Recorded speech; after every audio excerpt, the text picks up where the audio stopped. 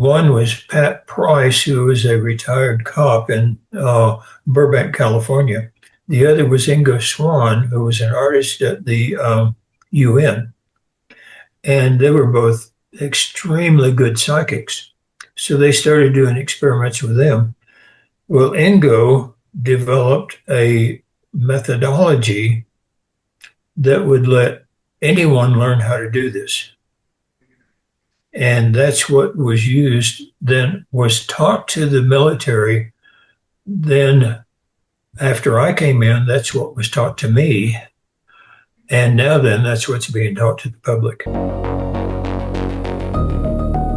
This is the Strange and Mysterious World podcast, in conjunction with Elucis TV. These are your hosts, Lee Stridham and William Collinson. Welcome to The Strange and Mysterious World, Season 5, Episode 16. Tonight we have a very special guest with us. He was a Sergeant First Class in the U.S. Army Intelligence Unit. He is the author of Gravity Can Be Your Friend, as well as The Seventh Sense, The Secrets of Remote Viewing, as told by a psychic spy for the U.S. He is the founder of the IRVA, which is the International Remote Viewers Association. He was partially portrayed by George Clooney in the 2009 movie, Men Who Stare at Goats. The character was a combination of Joe McGonigal and Lyn Buchanan. He was a remote viewer for the Project Stargate, which was a psychic spy program that ran from 1972 to 1995. It's none other than Lyn Buchanan. So, yeah, well, you got to say that it was the psychic spy thing in the CIA. It ran for that time in the CIA. Yeah, 100%. So, but we think it's still running today. So, yeah. I mean, how do you spend 23 years investing in this, and then you all of a sudden you it's the same as the UAP thing, you know, where the Project Blue Book supposedly came to an end. It never did. They just changed names and renamed it or whatever. Yeah, I mean, even with those interviews with John McGonigal, he says when people say like, "Oh, did they really close it down?" He goes, "No, it just it's carried on as something else, or now the people remote viewers get contracted out for certain projects." And then they were like, "Oh, do you get contracted out?" And he was like, "Well, I can't say." Not allowed to say. I'm not allowed to tell you that I am. No, I'm joking. You say that like that, but he was like, I'm not allowed to tell you. It's like, oh, okay, cool, thanks. Like you indirectly told me, oh, thank you. Yeah, it's funny how synchronicities work, because I saw that Men Who Stare at Goats. Did you see it? Yeah, I remember it like a long time ago, but they made like a kind old. of like a goofy kind of. Yeah, it was very. Also had like that who's that guy from that movie, the drug movie, Trainspotting? What's his name? Yes, Ian McGregor's also in there. Yeah. It was a comedy. They made it. Yeah, but they kind of made fun at the whole thing. But yeah, it was good. I love it when he's like driving. And George Clooney, I can't remember what he was driving, but Ian McGregor's driving, George Clooney in the car, and then Ian McGregor's like looking up out of the windscreen. He keeps looking out, and he looks at the road. He keeps looking out, and then eventually they just hit this rock, like bah. Yeah. And then they get out, and like George Clooney's like, "What the fuck are you doing? What were you doing?" He's like, "No, I was trying to cloud burst. I was trying to burst clouds with my mind." And then he's like, "Well, you successfully hit the only rock in the whole desert," and it shows a wide shot, and there's just desert for like kilometers, and there's just this one rock for like 400 kilometers, and they managed to hit that rock. So that's it was funny. And that's the only thing I remember from the movie. Well, it's actually it's quite funny because on Netflix currently, last week I was going through some older movies, and I thought, okay, this one actually looks quite nice to watch. It's called Suspect Zero. It had Ben Kingsley in it. Yeah, the bald actor, very very good actor. I like his acting. And I started watching this thing, and it was like, fuck, this is like remote viewing. And it was about remote viewing. So he was a killer that was remote viewing to find serial killers and kill the serial killers. Oh, is it? What's the movie called? Suspect Zero. Ah. So I thought, hey, how's that for a synchronicity? Eh?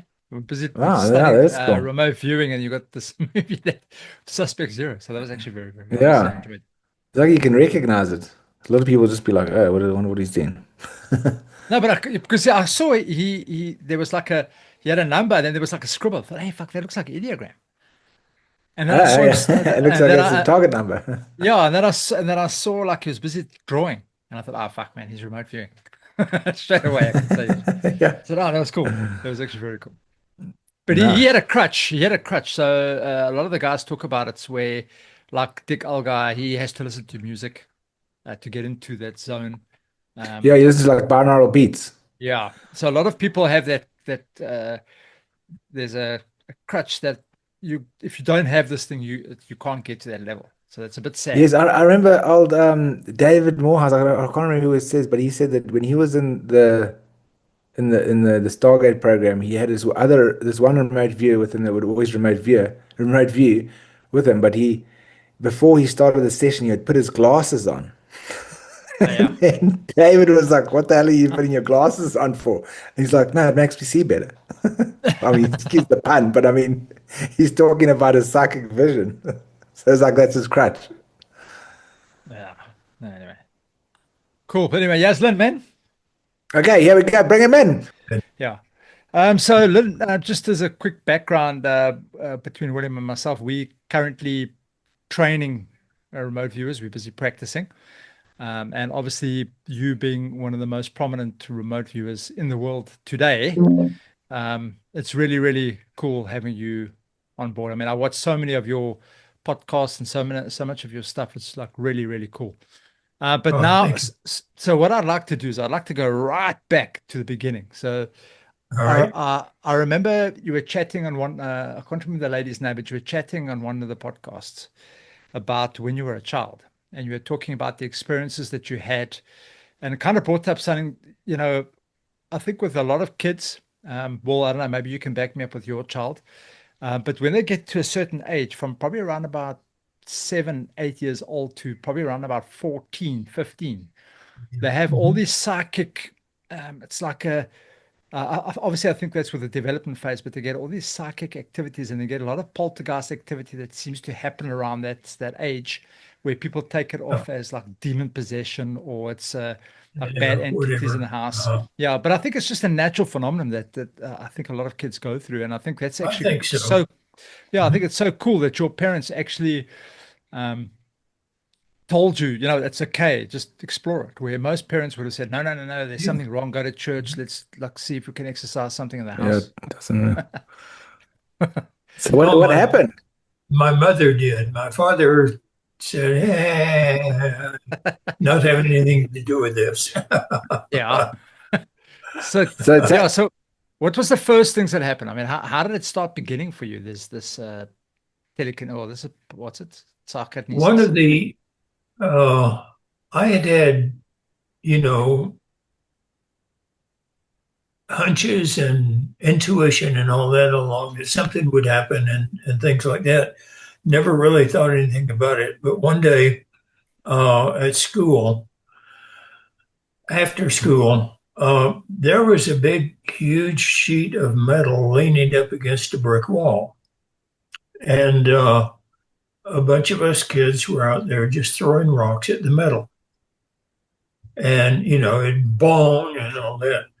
And I threw a rock, and right as I threw it, I heard something in my head that said, go through.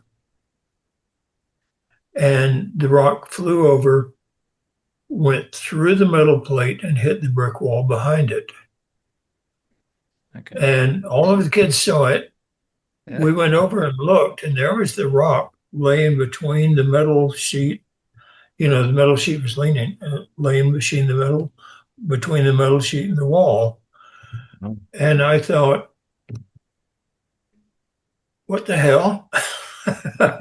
Geez, that's amazing. I never and heard that story before. That's amazing. yeah, and so anyway, over the next, I guess, few weeks, this little voice, would come and something would happen. And so I naturally thought I was going crazy, or then I was believing demons or something like this. And but my mother said, "Well, see what's going on, find out," you know.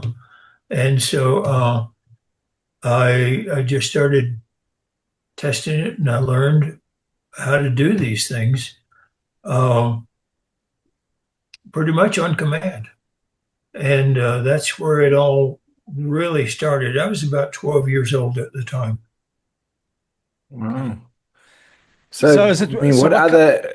yeah, what other Sorry, powers did you Luca. have? So now you I think that's probably what you're gonna ask. What other kind of abilities did you have? What kind of a what?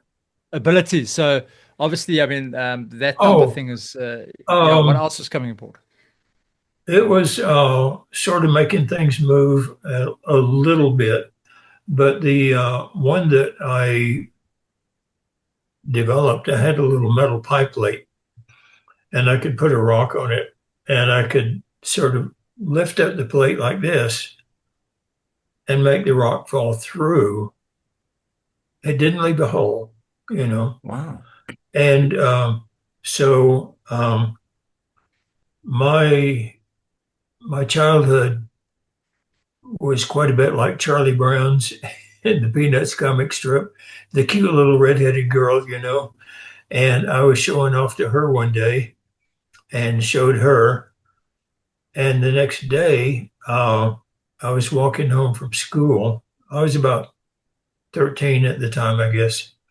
And I was walking home from school, and her father, the Pentecostal minister, and two of his deacons met me Wow. on the sidewalk and said, "Hey, we heard that you do something really interesting. Can we see it?" And they were acting like they were really interested. So I showed them, and in fact, he brought his own pie plate and rock, and I showed him. And immediately they had me down on the sidewalk, pressing my head into the sidewalk, What? screaming for Satan to come out of me and all that. And Jeez. Yeah. scared me so bad. Yeah. And I had Shame, man. never really considered at that point that it was evil or anything. Yeah. But I was raised Baptist, and I was raised, if the preacher says it, then God said it too. And so I started considering that. And so I started trying to stop it. Oh, shame. And it never really stopped. All the way through life, something will happen, um, and it'll happen. You know, the PK will happen. Like in Carrie, And the movie. yeah, oh yeah, the psychokinesis. Yeah, Yeah. Yeah. Not as bad as that. Well, that's like No, terrible. but I mean, yeah. did you ever get angry and then it affected someone or something or hurt Yes. you? Not too long after that, I had been kind of trying to suppress it and all that. I was riding along on my bicycle one day, and this bully that had been taunting me all along rode up behind me and kicked my bicycle over, and I fell out onto the gravel. And I heard the word die. Oof. He went flying off of his bicycle out into the traffic. Car stopped before it hit him. And that said to me, yes, this is evil. So then I really started trying to, you know, uh, suppress Suppress it. it. Yeah. And Wow. so from then until, uh, I was, I guess, 25 or 26 years old, um, uh, it would only happen if I got emotionally angry or something like that. And Mm. um, then then it actually wound up a good thing for me. I was in Augsburg, Germany, in the military, and I had been asked to do a program I was at a facility, intelligence gathering facility that had the militaries of 12 different countries in it. Well, their computers didn't talk to each other. And I had been asked to write a computer program that would tie the output of those 12 computer systems together so that they could share information. It took me about 9 months to write the program. Well, this other sergeant had wanted to get that job, but it was given to me instead. And so the day came when I was to show the generals of the 12 different countries the program. And I got everything set up. The generals were all coming in, and a few minor officers with them and all that. And I went to the bathroom to make sure my hair was in place and there were no wrinkles in my uniform and everything else. And I came back and I gave them a little song and dance presentation. And I turned and I hit the enter key. And when I did, the computer went dead. And everybody started laughing at me. And I turned and there was this other sergeant at the back door. And he said, "Gotcha," and turned around and walked off. And I got flaming, flaming angry. And when I did, all of the intelligence computers in the station went down. They told me later that the cost of repairing everything was over. One said $5 million, the other said $50 million to replace computers and all this other. And I knew what happened, but I wasn't going to say anything. I see my great grandchildren still paying for computers. And one of the U.S. officers who was there, captain, in fact, had been working for General Stubblebine, who was the head of the U.S. intelligence security, intelligence and security effort. He reported it because he had been trained he reported it to General Stubblebine because he had been trained to see this, because General Stubblebine was out there looking for psychics. He wanted to develop a psi force.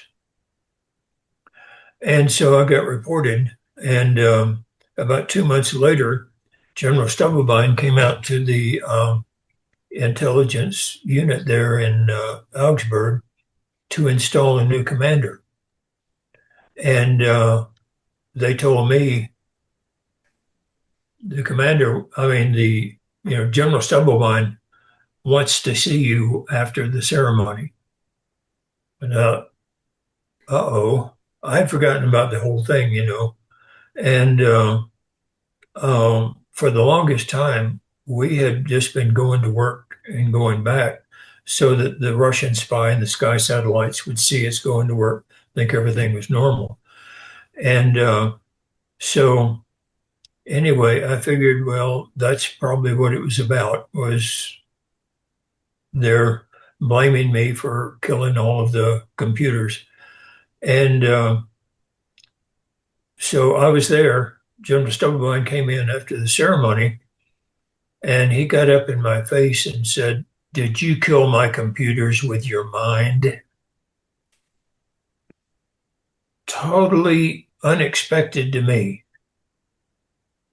And I just kind of heard myself say, "Yes, sir, I did." And that is recounted in the movie, The Man Who Stared at Goats, And when I did, he had this scowl on his face like he was about to murder me or something. And when I said, "Yes, sir, I did," his grin came across his face and he said, far fucking out have I ever got a job for you. He took me back to DC um, to start a unit that would kill enemy computers with the end goal of seeing if we could make those computers, if we could control those computers instead of destroying them and make their missiles drop into the sea or turn around and go back at them or whatever. Put false information into those computers. And so that had to be funded by Congress. Congress said, no, that smites of mind control. Now, in the 60s, Congress had done mind control experiments on U.S. citizens and got caught doing it. And they weren't going to have that again. So they wouldn't fund it. So General Stubblebine said, okay, well, I have a unit called a remote viewing unit, and I'm just going to stick you there. So he stuck me into the remote viewing unit. And when they read me on, which is where they give you a sheet of paper that you read silently that tells what the unit does, not what they tell the public it does. And down at the bottom it says, you know, if you reveal any of this, it's $10,000 fine and 10 years in prison. And so by that time, down at the bottom, you've already read it. You have to sign it. And if you don't sign it, then it's 10 years in prison for knowing the classified information. And wow, so it's like trap you. It's like you have to sign it now. it's a trap. Yeah. And so I signed it and I got into the remote viewing unit and they taught me the remote viewing and I loved it. And by, I guess about 3 years later, I was the trainer of the unit. Yeah. But weren't you shocked? Weren't you like, oh my gosh, what's this? Like the military's doing this stuff? When I was reading that paper, I thought, I'm on candid camera. The military doesn't do this crap. But let me ask you something. Lynn. So we're going back to the late 1930s, early 1940s. Obviously, I know you're quite fluent in a few languages. German, I think, I can't remember if German was one of them. I know Russian is definitely one of them. But I know the Nazis were busy doing programs with regards to mind control. They were doing all that kind of stuff. And then when the Allies came in and Russia came in there, so the Allies took scientists. Obviously, Werner von Braun was on board. He came across Operation Paperclip. And then I know the Russians actually took a span of scientists as well. And I know there was always a race between the two German clans, so America and Russia. And I think I found out about this much later. When I was in Russian school for the military, one of the Russian teachers was in the Russian unit that had captured this from the Germans. And Hitler had a project called Dr. Grunbaum. Now, there's no real person named Dr. Grunbaum. Grunbaum means green tree. And this was based on the Kabbalah, which is the Hebrew mysticism. Yeah. And so he was doing mind control experiments, also psychic spying experiments and all that. When Germany lost the war, France, England, and the U.S. took all of the nuclear secrets, the computer secrets, rocketry, and all that. The Dr. Grunbaum stuff, those three countries didn't want that. I mean, that's stupid psychic stuff, you know. But Russia wanted it. So Russia actually took it at the end of World War II and started developing it. And by the 1960s, late 1960s, they were getting our classified information like crazy. Nobody could find ground spies. Nobody could find electronic, eavesdropping or anything like that. And finally, a Colonel Igor Penkovsky tried to defect from Russia, and he brought the documents that showed that they had psychic spies. Well, our intelligence service doesn't laugh at anything. Everybody else laughed at it. Our intelligence services said, that's how they're getting our information. We need to look into this. So they found two researchers, Hal Puthoff and Russell Targ, who were doing research into this. They were both laser physicists who knew that the intentions of the researcher can affect the results of the research. So they were looking into this. So the intelligence service hired them to look into it, and they hired two people. One was Pat Price, who was a retired cop in Burbank, California. The other was Ingo Swann, who was an artist at the UN. And they were both extremely good psychics. So they started doing experiments with them. Well, Ingo developed a methodology that would let anyone learn how to do this. And that's what was used, then was taught to the military. Then after I came in, that's what was taught to me. And now then, that's what's being taught to the public. Let me ask you something now. So obviously Russia, and I'm assuming China is quite involved because those are your major powers. I'm assuming, and even I know at the US it ran from 1972 and supposedly ended in 1995. I think that's kind of more or less the time that you left. But as with everything, like with Project Blue Book, as with all the other stuff, they say it's finished.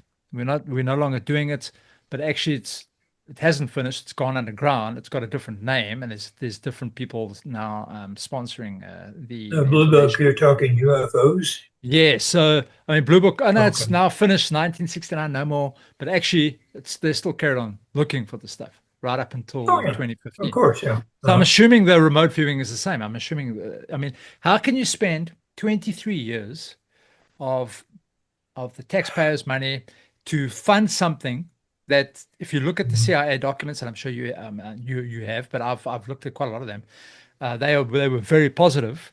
How do you all of a sudden stop? You don't. There's no ways that stopped. That has continued on a different scale. What is your opinion? Oh, if the records say they've stopped, then to the public, they've stopped. To the public, yeah. To the public, yeah. Yeah.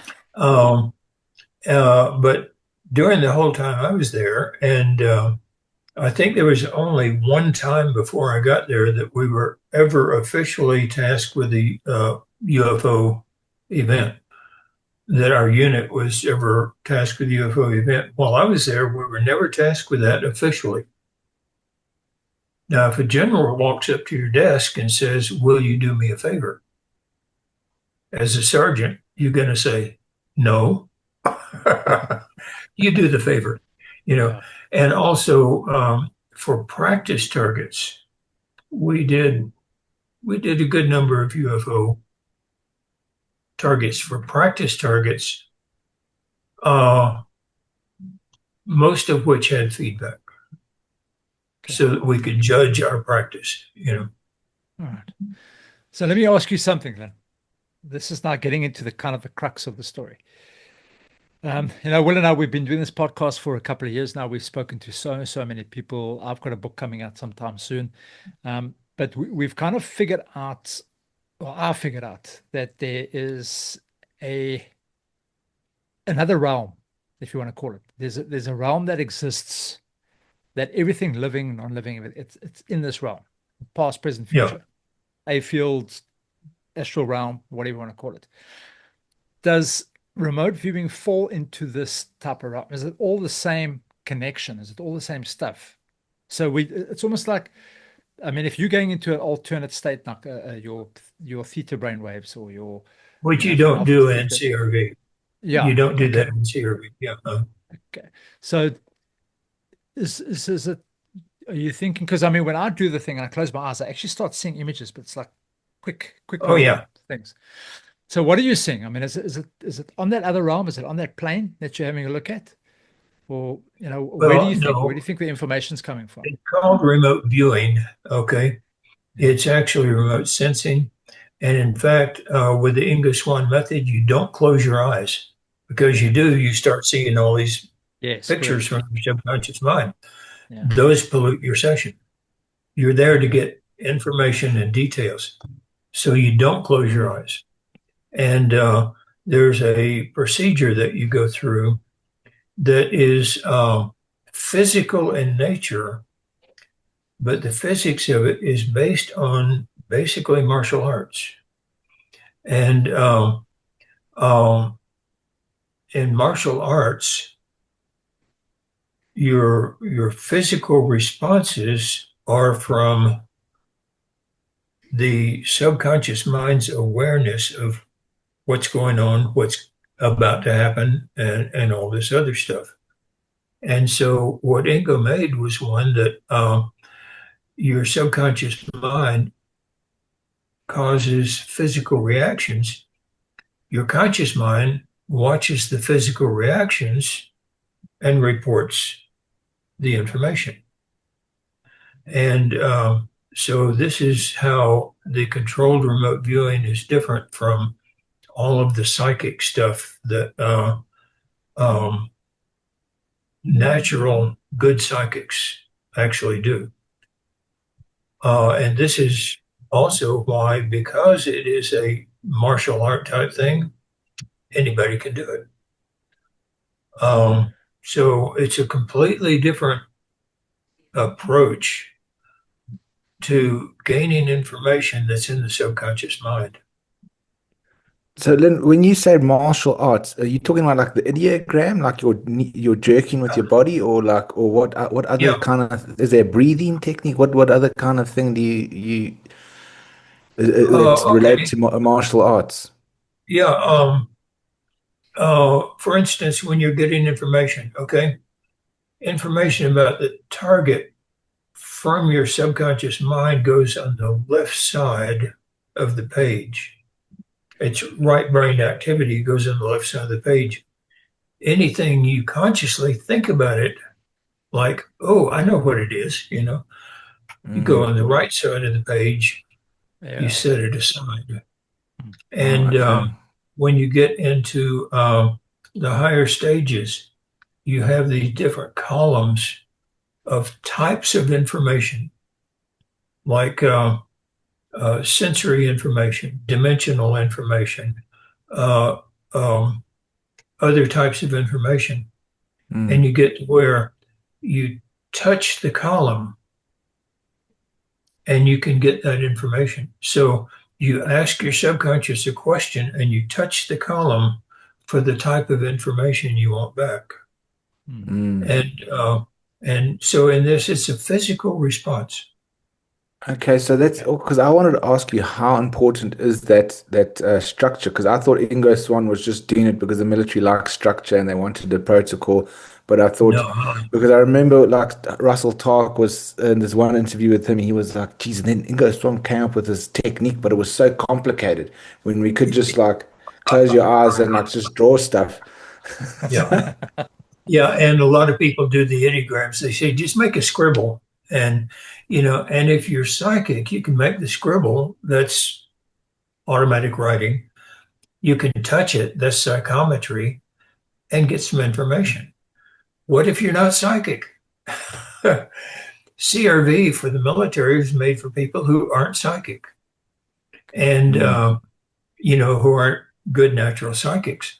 And so Uh, with this, you say you start out the training by saying, um, "Draw me the most basic graphic representation you can of water," and most people will go waves. Mm. Okay, how about land? How about space? And they'll usually draw a circle. And so you spend hours and hours and hours saying space, land, man-made, uh, um, energy, motion, drawing these basic things. It gets to a point in that training, if you do it full time like you're supposed to, where you'll start noticing that the trainee will start making the ideogram before you say the cue. Mm. And that's when you Nice. know the subconscious is now making those ideograms. Mm. And Yeah. that's when you start saying, okay, I've got a picture in this envelope. Tell me what's there. And I don't know what's there. It's in the envelope. I can't see it. Oh, just give me some ideograms for what's there. And they go, oh, there's land, water, and something man-made. You open the envelope, and there's a ship sitting on the water at the dock. Yeah. Oh, And Lynn, another podcast about dowsing with the pendulum. oh And yeah, it's like, to me, I feel it's your body. I feel like your body knows what is more psychic than your mind. So yeah, like so that you will actually swing that pendulum according to, like, your body knows if it's yes or no. So yeah, just what you're saying, it sounds like the same thing. You can like train your body, because also, like, this thing, when people they do the muscle testing, what is it, yeah, kinesiology, so you could find out yeah, what is yes or no using your body. So it's to me it's the same thing with the ideogram, because your body actually is more psychic than your mind. yeah. So you Basically, you can sort of say that you have a conscious mind, a subconscious mind, and a body mind. You know, okay. and yeah, in fact, I've seen dowsers who hold up a pendulum and they're going like this, and they say the pendulum is moving my arm. I'm sorry, but your arm is moving the pendulum. you know, some of them it Yeah. looks like they're roping cattle. You know, and Okay. Yeah. uh, and so in CRV, one of the things that we do is we'll have a map and we put our arm on the map and Yeah. put this arm on it with a very short pendulum. And consciously, you do everything you can to keep that pendulum from moving in any way at all. What happens is that frees up your subconscious to move the pendulum. Oh, okay. And you'll find that no matter how much you try to keep it still, it starts moving to answer the question that you've asked it. Yeah. Okay. And Well, the I'm gonna movement try is that. very, very slight, but Oh. it's there. Yeah. So let me And ask also, you a you also question. did. Sorry, Sorry, I just you go for it. wanted to ask about the ideogram.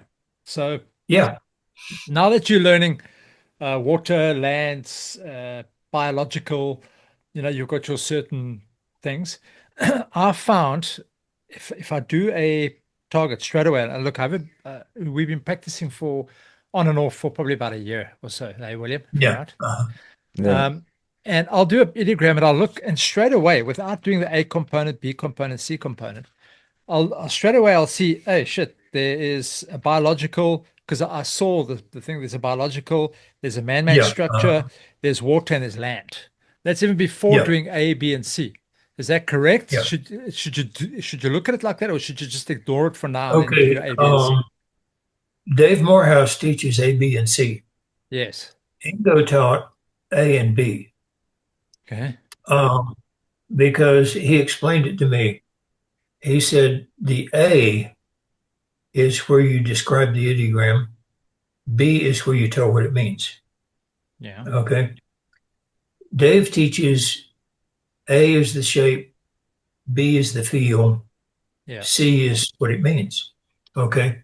Ingo said, no, there are only so many shapes that Squiggles. you can Yeah. make. Squiggle, yeah. Yeah. And he said, it's not the shape and then the feel, it's the shape and the feel is A. Mm. So you draw a straight line Yeah. and it's hard. That may stand for land. You draw a straight line and it's slick. That combination will stand for something else. You draw a straight line and it's draggy. That stands for something else. And so it's the combination of what Dave calls A and B. Ingo put those both into A and said that combination of shape and feel is B. That's my ideogram for whatever. Okay. And the fact is that once you do it that way, you can have a straight line ideogram, but it may stand for 20 or 30 different things according to how that straight line feels. Now, how do you get that Yeah. feel? Because I found that so difficult. I'm trying. I put your pen on and I I'm know trying to. I cannot everybody feel has that problem. Yeah. it. I cannot feel. We start them out by saying, how did the pen feel on the paper? Okay. Okay. That's always And hard. Yeah. and So, so, that's not it at all, but that at least gives them something to feel. okay. Oh, the paper felt slick. Oh, the paper felt, oh, it felt slick. Pretty soon you wean them from the paper and you say, how did that ideogram feel? Oh, it felt slick. Oh, it felt rough. Oh, it felt, and that's how we train them to get the feeling component, because that's really hard for everybody. Yeah. It really There is. was quite a nice technique that you mentioned on a podcast that you had some time back where you were talking about walking into a restaurant and feeling the ambience, Yeah. feel a change of the ambience. That I took that to mind. I thought, geez, that's actually quite a good idea. I mean, any room you walk into, anything, walk into the toilet, you Oh, can yeah. feel the thing change. But yeah, Walking out in the yard, you walk through the gate to the street or to the car, there's going to be a change between before the gate and after the gate. Mm. Things like that. You walk into a store, you walk into one room in your house to another room. There's a change in the ambiance. We have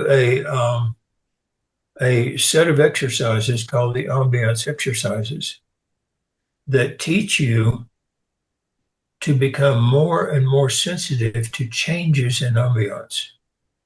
And it gets to where at the 20th level, which is the highest level of this exercise, you one of the tests you take, you're sitting in a restaurant with your back to the door, no reflecting surfaces in front of you.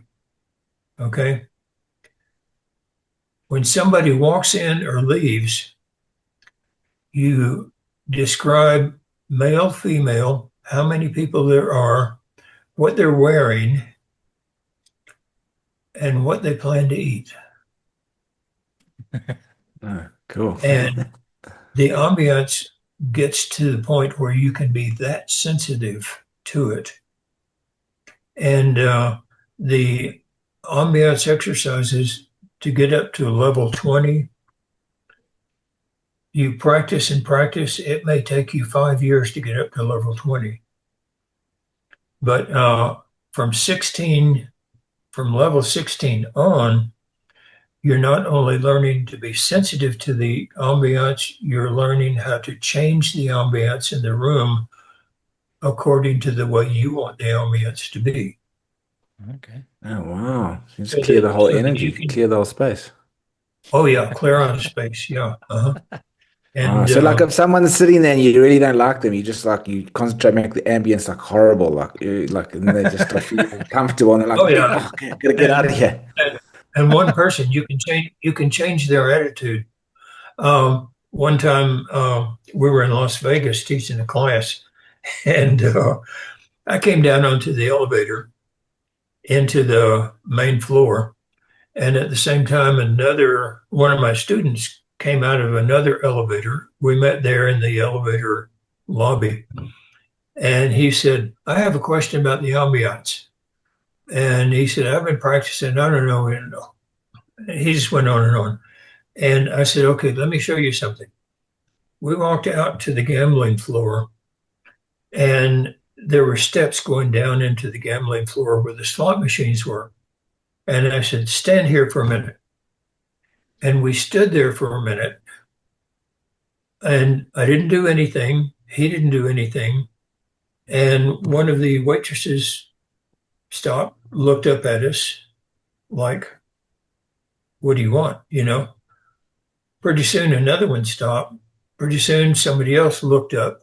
Pretty soon, even the slot machines were stopped and people were looking up at us. And I turned to my student and I said, he said, "How did you do that?" And I said, "Practice, practice, practice." But Wow. that actually Geez, seems that's like like that actually seems like quite a nice game to play. So I mean, look, Oh, yeah. during the day you can get very bored, and your mind is always wondering about all certain shit through the day. Oh, So yeah. to get it focused, that'd actually be quite a nice game to play. Like Yeah. on the way home today from work, for as an example, there's a technique that I try to do sometimes when I remember. Uh, if I'm driving, you get those side rails on the it's to prevent accidents. So if you hit it, you don't go over the bank. So that's like those metal. Yeah. So Hmm. I try to describe something without naming it. So I say, okay, it's metallic, it's Yeah. reflective, it's Uh, hot, it's scratchy on the edge. You know, so I'm trying to do that because you were also mentioning your vocabulary needs to increase because most people only yeah. know little bits and pieces of how to describe something. So Oh, this is yeah. a good way to try as a game as well, just as a stupid game. It's a game. Just sit there and you're in your car, you're doing nothing. You might as well just play around with, what you Yeah. can. Actually, Mhm. cool idea. Yeah. Yeah. And an absolute rule in CRV is describe, don't try to name it. Yes. Yeah. You get big, moving, yellow, noisy, man-made. Oh, I'll bet it's a school bus. From that point on, you It's are a school bus. locked in Yeah. to a school bus Yeah. and mm, you can't get away from it. But now But mm. it may be something totally different, you know? if you say, for example, that you've done your left-hand side and now you get an Yeah, AOL of a school bus and you're now writing it yeah, out AOL school bus. yeah. How For how does listeners, AOL is analytic overlay. analytical I wouldn't overlay? say, Yes. I Yeah. think I know what it is. Yeah. Yeah. So now how do you get that? Because now that's stuck in your mind. Oh, Because now yeah. you've got that. How do you get out? How do you get that out now? To like, should you There take a is a break? process. Yeah. Oh, well, you take a break afterwards, after you do a certain process. Um, the process, the formal process for CRV is you say, okay, I think it's a school bus. Mm. Maybe it is a school bus. Maybe it's not. Right now, I don't know for sure. So right now, I'm setting school bus aside, and you write school bus over on the right-hand side, AOL, school bus. And you say, I'm setting aside school bus. Now, now that you've physically set it aside, because CRV is a physical practice. You physically set it aside over on the right-hand side. Then you take a break. And in CRV, there is one rule, absolute rule for taking a break. Take a break. Don't go off and think about it. Don't, go off and get a cup of coffee, go off and watch something, or talk about something else, but take a break from that session. When you come back, what happens is, um, here's an analogy. You're in a warm room, okay? But you've gotten accustomed to the room. You don't feel the warmth anymore. But you walk outside and it's cold. Now you feel the cold. Now you stay out there long enough that you don't really feel the cold anymore. You walk back into the warm room and it's hot, right? Mm. You didn't notice the warmth before, but now it's hot. So you take a break, completely take a break, and then you come back into the session, and all of a sudden the target impressions are stronger than they were before. Okay. But like that's Lynn, what you're describing. Like, you remember that TV series House, that the doctor that used to do like those mystery.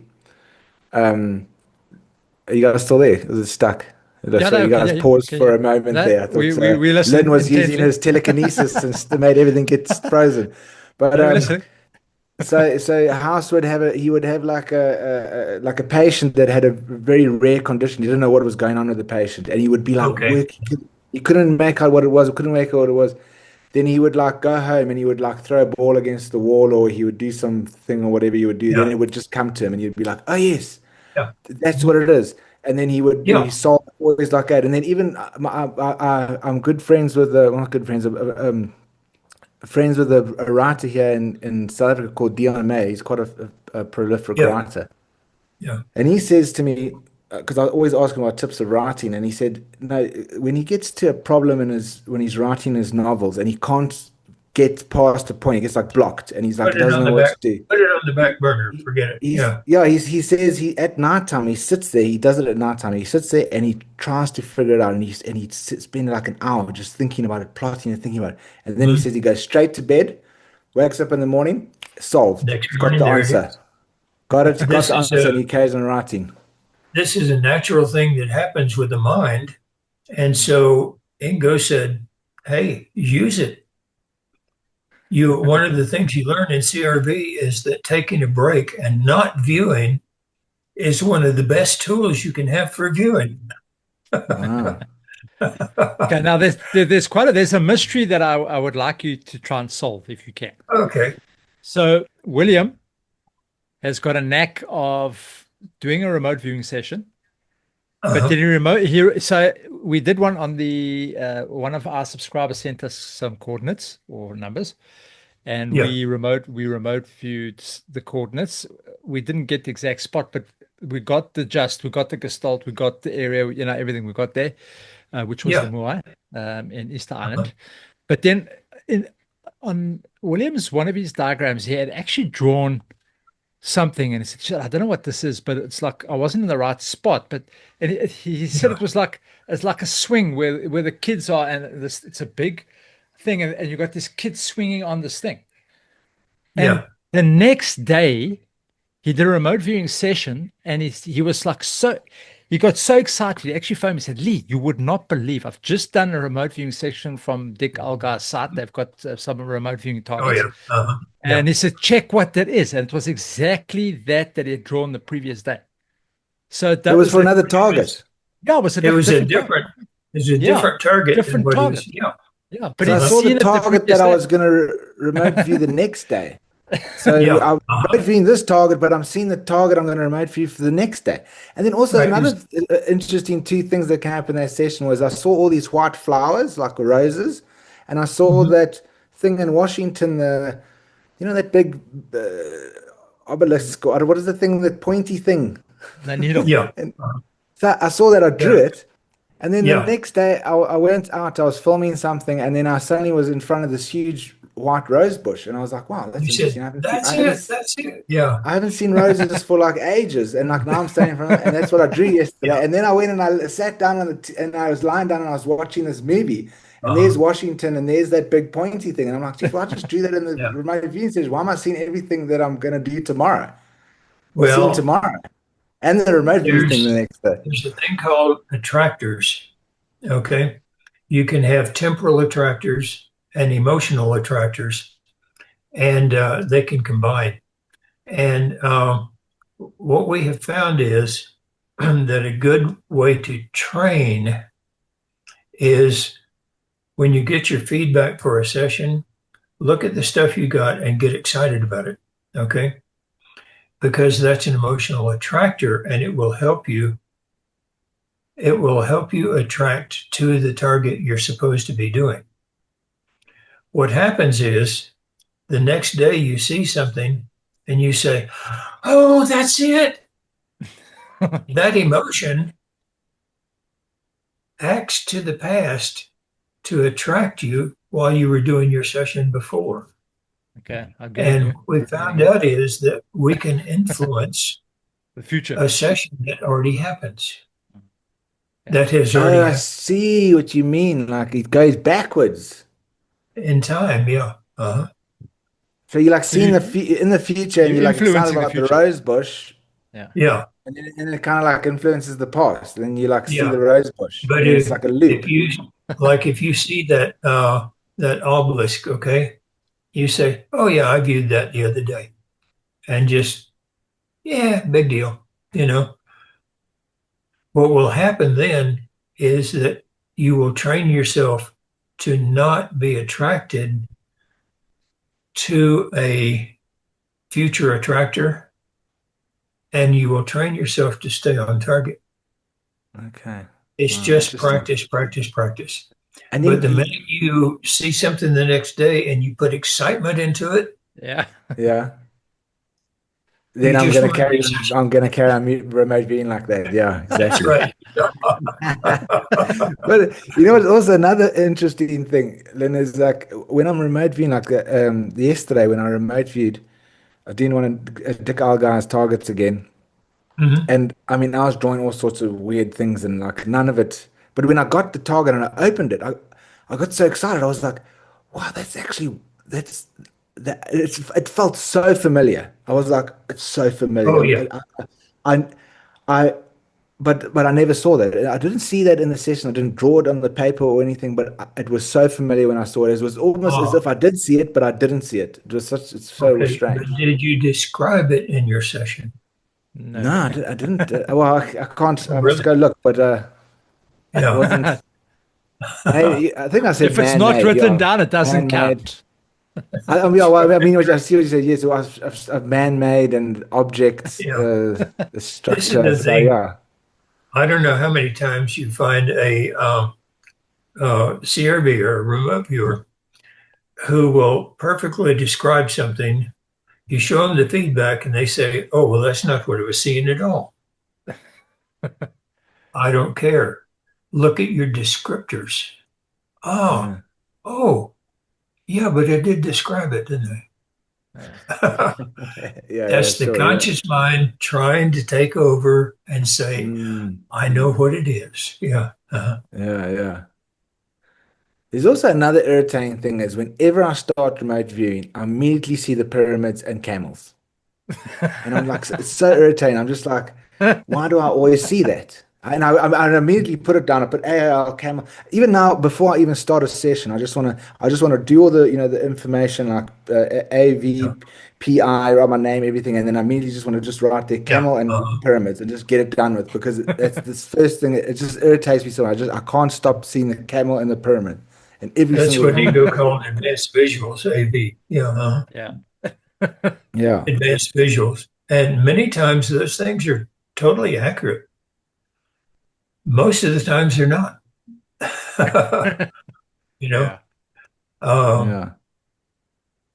one time they took all of the remote viewers up to Los Alamos, and there is a electromagnetoencephalograph up there, one of only five in the world. And they put us in a dark room and put this encephalograph thing right on our heads. We were laying on this table with, it was one of these massage tables that had the opening and it had a mirror. And they showed us lines horizontal and vertical lines in that mirror, and they tracked how our visual cortex responded to those lines. And they made a record of that. The next day, they showed those lines to one of their assistants who was in the far end of the building in the basement. And we were there in the total darkness, seeing nothing. And when they showed him the lines, they said at the beginning, access Neville, which was his name, and see if you can see what he sees. And that was the task, so we did it. And what would happen was when he saw the lines, our visual cortex would respond appropriately. Oh, wow. However, they were showing him lines, like vertical lines. We would see picket fences, stands of birch trees, telephone poles, things like that. They would show him horizontal lines, and we would see railroad tracks, roads, things like that. Mm. And so it dawned on me that an AOL is where you consciously say, "Ooh, I know what the target is." Yeah. Your subconscious will do the same thing. Okay. It will take what's at the target and show you a representation that's familiar to you. And we started calling this stray cats, the subliminal transfer of recollections, anxieties, and yearnings, STREY, to consciously accessible thought, stray cat. And it's something that happens in your subconscious mind. You can't prevent it. Okay. Because it happens at the subconscious level. But you will say, okay, I'm going to do a target. Oh, visual. It's giving you what the target is, but you see it as a representation of what it's giving you. But is that like also like dreaming? Dreaming is also like stray cats because it's like kind of Oh, like yeah. Yeah. your subconscious mind is just making images about all your emotions and your things, so Yeah. you can try and understand it in a subliminal way, kind of. I mean, like a Yeah. symbolic In way. fact, you talk to people who say, well, I can see the aliens. Okay. Very likely, since nobody else can see the alien standing there, there is an alien standing there, or there is an alien presence of some kind there. And yet their subconscious mind knows there's an alien there and shows them a representation of what they believe an alien looks like. Oh, right. And so S- that's why they see it where nobody else can, you know. Okay. And in fact, out of body experiences, they have shown that I know one example that they had was there was this site that I think was done at the Monroe Institute. There was a puppy in the yard, just laying in the yard, asleep. And the person who was doing the out of body experience saw a baby laying in the yard, mm, a human baby. It was yeah. a representation of this little puppy. Mm. And Mm. they got all disturbed about it. Somebody left a baby out in the yard, and, that influenced everything they got in their out of body experience. Yeah. Because that's also like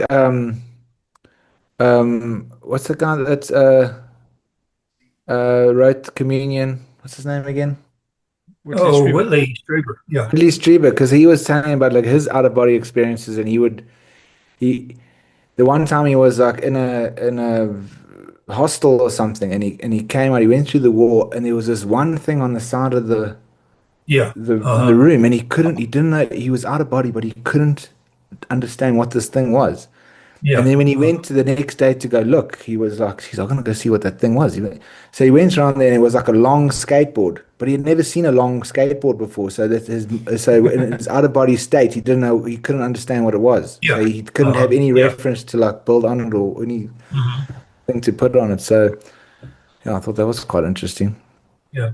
Whitley is, I know Whitley. He is honest as he can be. Okay. Whitley doesn't make things up.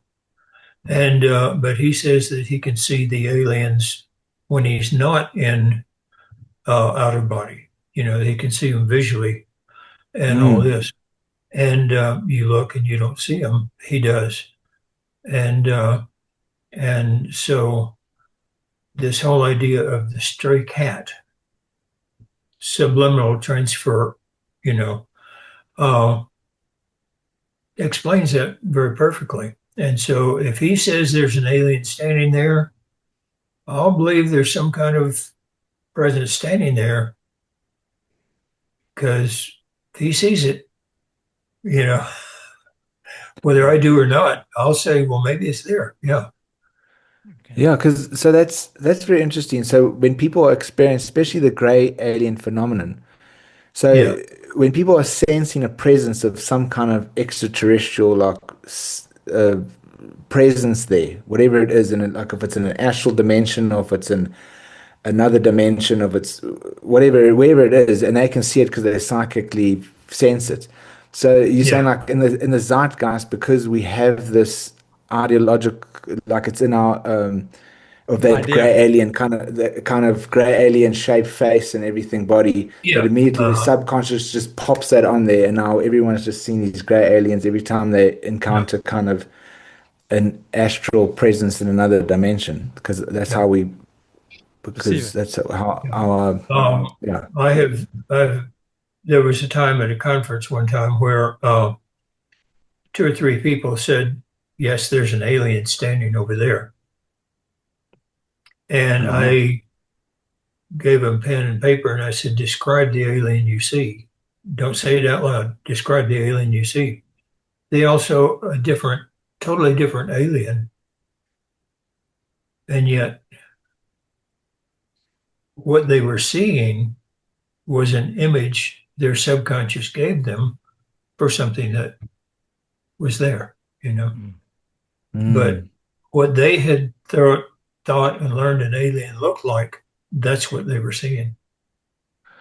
Oh, but do you think maybe those that kind of presence, whatever it is, maybe is even influencing us? Maybe they because it notices that you've seen it, and then it thinks like, oh gosh, I've seen me, and it thinks I'm alien. Then it projects the image into our head. So now we've seen it like how they want us to see it. Um, could be. I'm not saying that's wrong. Um, Like a false impression. I think I think if you don't see it, it would be that it's projecting nothing into your head, you know, invisibility into your head Yeah. because nobody else in the room can see it. Yeah, maybe those guys that have seen it, they've seen through the that Could be, yeah. protection. But Lynn, have you seen any aliens like while remote viewing or Yeah, I've seen In lots. remote viewing, in remote viewing, and out of too, yeah. But Plenty of now, different species. the ones I've seen were actual physical beings okay. that everybody could see.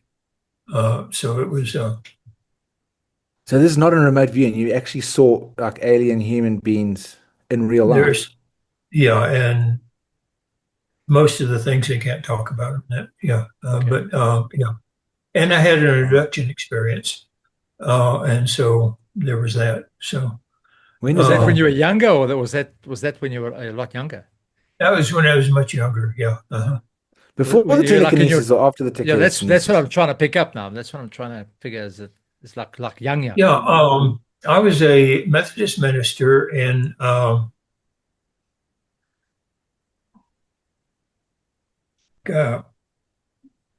senior moment. Can't remember the name of the town. Little East Texas, tiny little East Texas town, And the Methodist Church moves their preachers almost yearly to new churches. And so we're in the process of moving. My family had already moved to the new town. I was just cleaning up the parsonage, getting our stuff out, loading it into a U-Haul truck. And it was late at night. And so I made a pallet down on the floor, laid down on the floor. And the second I laid down, I wasn't asleep. I heard somebody walking around the house in the grass and into the gravel, and to the front windows. And I tried to lift up to see what it was. I had just heard something that sounded like a helicopter landing in the backyard, and then somebody walking around. And I was frozen. I couldn't move. And so the next thing I knew, I was sitting in a row of seats in a white room, and there was a row of people behind me, and there was this little old lady sitting to my left who was just scared to death. And I tried talking to her, and she wouldn't. She was just frozen. And this huge, very pale guy, probably about 6.5, 7 feet tall, 6.5 feet tall, came walking into the room, just extremely pale skin. And I noticed that there were some seats to the right side of me and a window. Now, when I fly, I always get a window seat. I always get a window seat. And so I said, "Excuse me, can I sit by the window?" When I did, it scared that guy half to death. He turned around and ran out of the room. The alien. And yeah, and pretty soon he came back. And there were three of them. He's like, the anesthesia's not working. Stick him again. Yeah, there were three of them trying to crowd themselves behind this little gray. And the gray was talking to me, trying to put me back to sleep. And I'd almost get to sleep, then I'd wake back up. And so he finally said, "Okay, you're staying with me." He took me up front. And this is all recorded in Jim Marr's book, Alien Agenda, by the way. And I knelt down beside him while he did the controls. The tall white guys were working equipment in the back, and we would lift off and land. The white guys would go out and come back, and we'd go again. And the little gray was telling me things. I was answering questions. He was answering questions and all that. And so he said, "Okay, we're going on the long trip now." And on this long trip, I said, "I've been watching you do the controls. Can I try it?" And he said, "Human hands are too small." Well, I have very large hands. And so he said, "Hold your hand up." I held it up. He put his hand up against mine, and they were basically the same size. Now, I was kneeling down at the console, and he was standing, and we were eye to eye. And so the hands were the size. So he said, "I'll let you try it." And I tried it for a while. I made a few mistakes, but, not too badly. And Crashed into telephone then pole. the rest of the thing of the abduction happened, and it was actually very pleasant for me, not for the other people, but for me it was. But anyway, that's a whole different story. So you're the cause of Roswell. Sorry. So you caused Roswell. The crash. Well, the next morning, Yeah. I found myself at the back window, standing at the back window of the parsonage, Yeah. looking out at the backyard, thinking, what am I doing here? I was completely confused. Then I remembered, oh yeah, I'm leaving to take our stuff to the parsonage. I picked up my pallet, threw it in the U-Haul, and took off, thinking I've forgotten something. Over the next 25 years, it got to be just a joke with my wife and all that. I couldn't leave the house without thinking, I've forgotten something. I've forgotten something. I'd go back and check. And one day we were headed for church, and I was already in the remote viewing unit. And we were headed out from church to church that Sunday morning. And I said, I have forgotten something. I don't remember what it is. I've forgotten something. She said, well, did you check the basement? And I said, I checked the basement. Did you check the kitchen? I checked the kitchen. I checked the lights. I checked the lights and all that. And she said, did you check the backyard? And all of a sudden, the whole thing came back to me. I hadn't even thought about that for 25 years. It all came back to me. And we had steps going down to the driveway. And I sat down on the steps. I was just, I couldn't believe it. So I convinced myself that this was false memory of some kind. So Monday, when I went to work to the remote viewing unit, I just made out some coordinates, no front loading, no anything. And I gave it to the other viewers as a practice target. And they described what I had remembered. So I said, well, it's telepathic overlay. They're just reading my mind. Yeah, that's what I was about to say. Yeah. It didn't happen. And Ed Dames, who passed away recently, sadly, Ed Dames evidently reported me.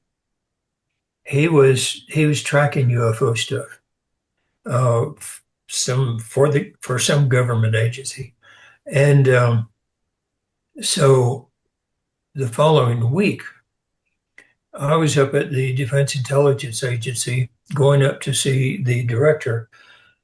Got up on that floor, was walking toward the director's office, and two men in black stepped out of the hallway and pointed into this little conference room. Well, I've been out with the men in black before, so I knew the routine. I went in, they sat down. I sat down facing the interrogator. And the way they work is the interrogator, they're not aliens and all that. He's a professional interrogator.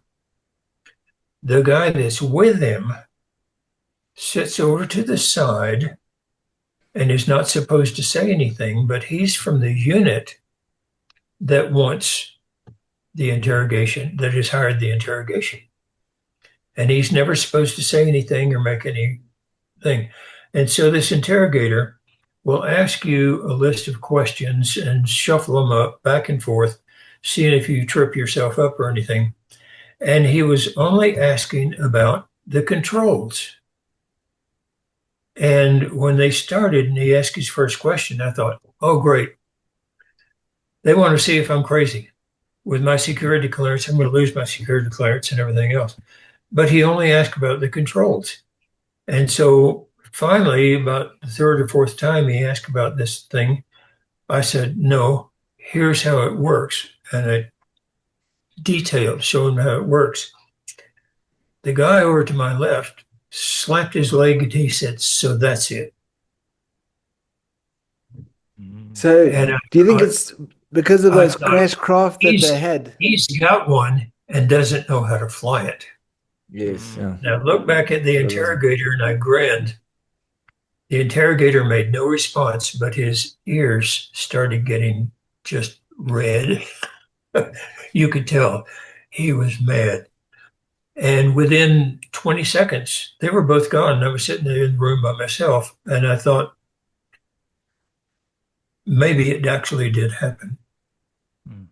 About a year later, I was out on a mission and was at a facility went into the cafeteria, and here was this old army buddy of mine that I hadn't seen in years and years and years. And he said, "What are you doing here?" And I said, "Well, I can't tell you." And I said, "What are you doing here?" And I can't tell you. He said, "Well, what's your clearance?" And so he um, verified my clearance and then said, "I'll show you what I'm doing." And he took me to a hangar where there was air wreckage, you know, planes that have mid-air collisions and all this. And he was showing me around how they put these planes back together to find out what happened. Look down, and this one pile of junk had a control panel out of the UFO. And I said, "That's out of a UFO." And it was in this big hangar, and it just echoed. When it did, the commanding officer came running out and just gave me the bum brush out of there and basically kicked me out, you know. But at that point, over a year after I'd had the memory of it, I finally said, "It happened." Mm. And so, Awesome. Wow, that's but amazing. I was refusing to believe that I'd been abducted. I just, no, not going to happen. And did that abduction happen before you had that telekinesis power of making the stone Oh, go yeah. through the No, plane? no. That was, oh, That no. was No. Around 12, that, and I was in my 20. close to my 20s Mm. when okay. I was the preacher there in East Texas. Okay, so it was well That's after when that. that happened. Yeah, But it does seem like 25 years after that. That's when I remembered it. Yeah. it does seem like the alien, whatever you want to call them, have interest in people that have these abilities or like have a kind of sensitivity. They always seem to Yeah, show interest. and Or maybe it's uh, that you're so sensitive that you can see these experiences. Maybe we're all having them all the time, and you can actually, like you said, wake up on the plane and see that it's happening. Or do you yeah, think that the aliens are like interested in people with these extrasensory abilities? Which way do you not think it only is? that, but can we take a break for a minute? Yeah, Yeah, sure. sure. I've got an No worries, go for it. Seen an uh, alien. no, it's a dog. I'll be right No, back. it's fine. Oh, Be fine. be careful. It might be a I don't know what's going screening on in you. there. It might. I don't know what's going on there, but something's going to be shredded if I don't quit. Oh, yeah, I'll be yeah, right go back. for it. So, Lee, it's so I funny th because, yeah, No, I was going to Well, say, the what you were mentioning now, the the thought is the human being is quite a special entity because we able to see past, future, present. We're able to do these things. Telekinesis. It's not developed, but we can all do it if we're practiced. But the alien beings are so far advanced in technology, they've lost all the abilities to do these things. They don't do that no, stuff. but I mean, what about all of the stories of the like Yeah, telepathy telepathy. Telepathy, I think, is the and only like thing they can do. and I reckon we just tell ourselves that to make ourselves feel special. I think we No, just I reckon. retarded I reckon. like apes, and they just Because like, once oh, you remember, let's these check what guys are we still can get out having of these guys. they're still having accidents, flying around in our airspaces. So it's like telepathy, I think, is for them is a big thing. But for us, we got a lot of other stuff going for us. I think that's why there's quite a big interest in the No, human man, I being. think they're just using us for something, and then we like their cattle or something. No, And that's what only like we act like a commodity that that they have to like they're sucking out of our energy like the Matrix. I'm sure that's it, and that's what they. no, I mean, those are the like archons. I mean, look at us. We retarded, Lee. Like, look at the world. What the fuck? I mean, it's probably No, it's probably them no, just doing like a safari. They're probably like that white guy that Lynn was seeing. He's probably like the driver of the safari like vehicle, and he's like got all his mates on board, and they check these check. We're gonna pick one up. Look how fucking crazy this thing is. Look at it. Like you can even touch it. Yeah, like $20 more if you to take a picture with it. And then like after that, they just chuck you back in the yard with your pants backwards or something, because like it's actually another $50 if you want to, take his pants off and do something naughty. So yeah, that's what I reckon it is. You got to do the probing. Yeah, Probe, make I sure was it going to bring runs. up the Whitney Stupid thing with the thing, but I just don't want to be rude if it's Paul Whitley because that's a terrible. I mean, he got raped. It's terrible. So I didn't want to ask Lynn that either because maybe, but what I wanted to say is like there's Lynn was saying that he when he goes with his wife, he's like leaving the house and he's always forgetting. He thinks he's forgot something. I've got the same problem. When I No, leave, that's I'm just always like, age. I'm like, geez, what have I left? No, it's always been with me and my mom as well. Like when we go somewhere, like anywhere when I was younger, when we got in the car, we would sit there and wait for her for like 15, 20 minutes because she would be like, she couldn't get out of the house because she thinks she's left something or she's leaving something. She can't leave the house. And then I've like got the same problem, but it's not so bad. So maybe one day like it'll come back and then we'll know that we also were Ah, part of the fuck, I forgot to wipe safari. my ass.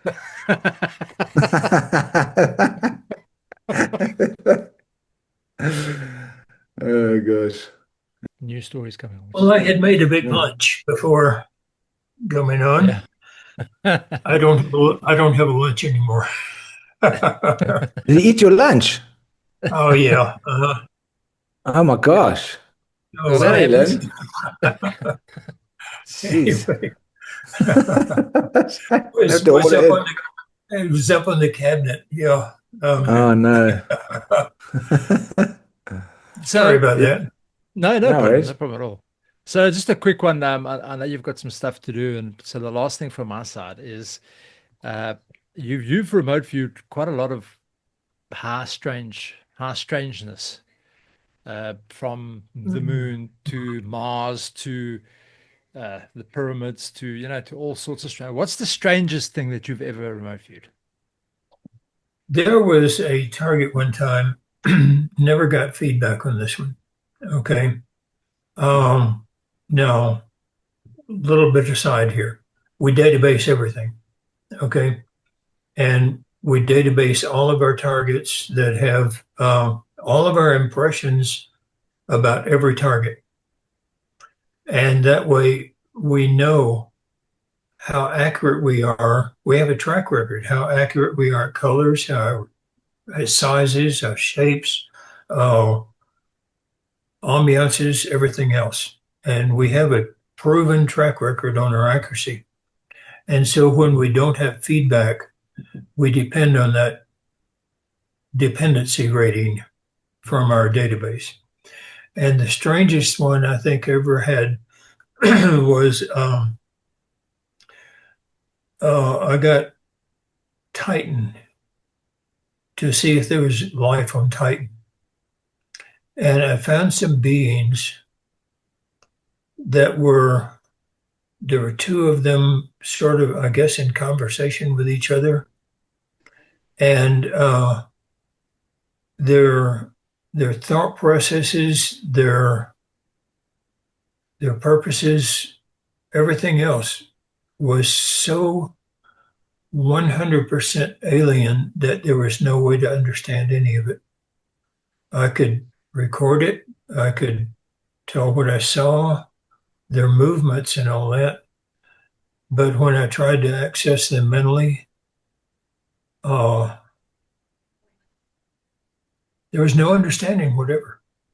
It was the most alien thing I've ever. Now I've been tasked with accessing other aliens mentally, finding information and all that, and I've done that. And the thought processes are different. But these two creatures, uh, it's the strangest thing I've ever experienced. Yeah, and been a lot of strange experiences, that Yeah, we well, would throw at geez. each other. Yeah. Uh-huh. Oh. Well, Yeah, no, I'm good, Lee. okay, cool. So Lynn, yeah, thanks, yeah, Lynn. no, no, but tell before you go. So now, if people want to get hold of you, where can they go? Okay. If you look at TikTok, um, YouTube, and don't know Instagram, why I never can remember the third one. Instagram, Instagram. Facebook, Snapchat, X, No, Twitter, There's no. too many. There's too many things going on nowadays. I know there's Tinder. too many. What about Yeah. Tinder? Oh, um, under the heading of inside remote viewing, I have about 100, a little over 100 and growing short videos about single topics in the remote viewing, and Oh, wow, okay. we're covering a lot of them. We're adding one just about every other day, Wait, and so is this on the thing we can't remember? We can't figure out which one it is, like the platform it's on. Well, Or we'll they just all type in is it inside remote viewing. It's okay? all on TikTok inside and remote YouTube. viewing on TikTok and YouTube, Yeah. and Oh, I okay, cool. never can remember the other one. And so there's a lot of information there. My website is crviewer.com. Nice. Yeah, I'm actually on there. I think. Yeah. And you got some targets on there? There's a lot of oh yeah, there are around 600 practice targets on there. Oh, We nice. don't track anybody. If you don't do well, you don't have nobody has to know. If you do well, you have Oh, damn. So we're not celebrate. going to get recruited into the secret agency. No, Oh, man. no. If we And good. but the targets are in two different groups. One is uh, regular targets with full feedback. Ones are a bunch of targets where at first you pick one of them and you look at the picture and then you describe it as though you were in a CRV session. And that gets you practice in how to describe targets. Okay, cool. Then there are hundreds of these. And so then after you get really good at getting your structure on how to describe targets, then you pick one of those and you say, I'm going to describe it before I look at it. And so there's you a few hundred more targets to practice with. Oh, nice. Okay, cool. Tell me, And Oh, that's exciting. The International Remote Viewing Association, is that still operational? IRVA, I'm one of the founding members of IRVA, International Remote Viewers Association. I'm on the board still. And IRVA.org, IRVA.org is the website. It is a really, really good association that has all kinds of benefits, connects you with trainers, connects you with experts, has just a wealth of information, presentations that speakers have made, library full of uh, information that different trainers and other people have made. They have a magazine called Aperture, and you have access to all of the old issues and everything else. It's an organization that is really worth joining. Really is. Okay. And are you still taking classes? Doing Yes, classes, teaching. I have my classes now online. Okay. I'm in the process of writing about 4 books, and I'm dedicating my time to that. And so my classes are online. If you go to my website, it takes you to the online classes to sign up. I teach the basic, intermediate, and advanced. I will be developing courses for monitoring, database manager, project management, specialty things like police work, medical work, and all this. I also teach a class in medical applications. And so the training opportunities are there, and Wow, that's but so cool. the online courses, um, I don't believe at all in this. Pay me now, and then in 6 months you're going to have to pay me for more. In 6 months you're going. I don't believe in that. I'm an old timey Texan, and my daddy raised me that if somebody pays you to do a job, you ain't earned your money till the job is done. Right? So when somebody signs up for one of my courses, they have that course from then on, period. No Oh, renewals, wow. no anything. Jeez, that's We've had amazing, students man. drop out for 10 years, drop back in, say, I want to take the course again. Say, hey, you paid for it 10 years ago. Here it is. Oh, Is that wow. on And this? Is Jeez. that the CRV viewer.com? crviewer.com. Dot Yeah. com. Mhm. Yeah. Okay. Okay. Cool. And Wow. that takes you to the online training. And on the online training, we have a webinar where we go over the people's work. So we do have in-person training. We have that on Saturdays every other week. Okay. Okay. So that way I Wow. do get time with my students to answer Wow. questions, go over their work and all this other stuff. Okay. Jeez, that's Awesome. amazing, Lynn. That's really exciting. I'm going to sign up. Thank you. But Cool. yeah, Awesome, man. and, Yeah, sorry. I'm What did you sorry. say, Lynn? I'm sorry. Oh, no, no. Sorry. I cut you off there. What were you going to say? Oh, I I took the break. I think we were in the middle of talking about something. I forget what it was. Um, No, no. I So think we finished it. Or you okay. talked about your no, Titan. You talked about your no, Titan experience. yeah, Was we that were when you got back? talking about, no, that was when we got back. We were talking about Whitley Strieber. You were telling Oh us yeah. that, yeah, that he had, yeah, well, he was seeing things that weren't around, but were there. That no one else could see, but were there. Whitley's a really nice guy. If you ever have you ever interviewed him or Yeah, yeah, anything? yeah, yeah. Yeah, Yeah, he's yeah. a We interviewed him. Yeah, he's lovely. He's really cool. and No, I love him a lot. what He's what the really cool. public sees about Whitley is what he is. Mm. He's a good guy, really is. No, he is. And I love his books. Really good. Yeah. Mhm. But I like your Yeah. stuff. I mean, I watched that Men Who Stare at Goats. I watched that, but Yeah. it was That more of a was comedy than anything else. But it was it actually was quite a, it was meant to ridicule everything we did in the yeah, military unit. yeah. I It seemed laughed like it. all the way through it. And when they filmed out here at White Sands, they wouldn't Oh, they let me actually. know. And Ah.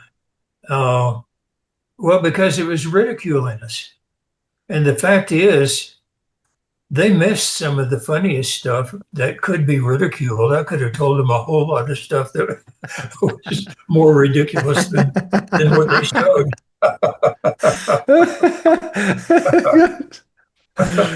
Oh, geez, we need to do a podcast on that. Yeah. So, yeah, in the Well, so they unit, actually went to we did Wit some Sands. ridiculous things. Yeah, That's amazing that they actually filmed on Wit Sands. You think you could just do it in a studio or whatever. yeah. But okay, cool, man.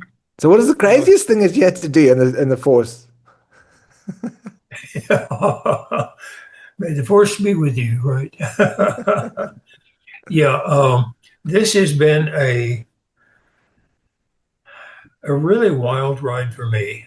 Um, it started when I was 12 years old, and I never thought it would wind up being this.